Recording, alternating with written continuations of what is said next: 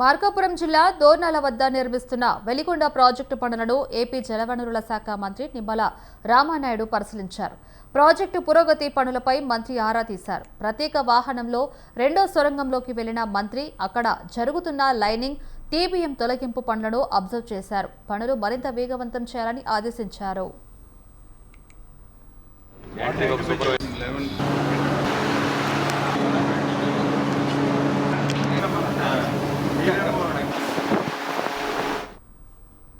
Project head రెగ్యులేటర్ల retaining wall, wings, returns పనులు పూర్తయినట్లు మంత్రి నిమ్మల తెలిపారు.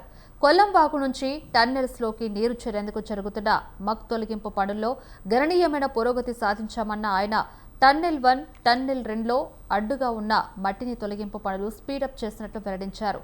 సీజన్ ప్రారంభానికి ముందే నల్లమల సాగర్ రిజర్వాయర్ నింపేలా చర్యలు తీసుకుంటున్నామని పేర్కొన్నారు.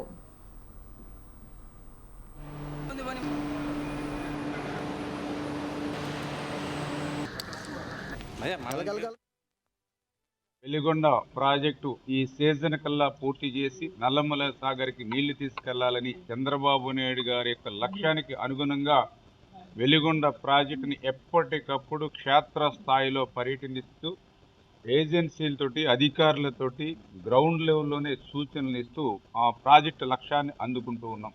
అందులో భాగంగానే ఈరోజు కూడా వెలిగొండకు సంబంధించి మన హెడ్ రెగ్యులేటర్ పనులు ఏవైతే ఉన్నాయో అన్నీ కూడా మన మే నెలకి కంప్లీట్ చేయడం జరిగింది.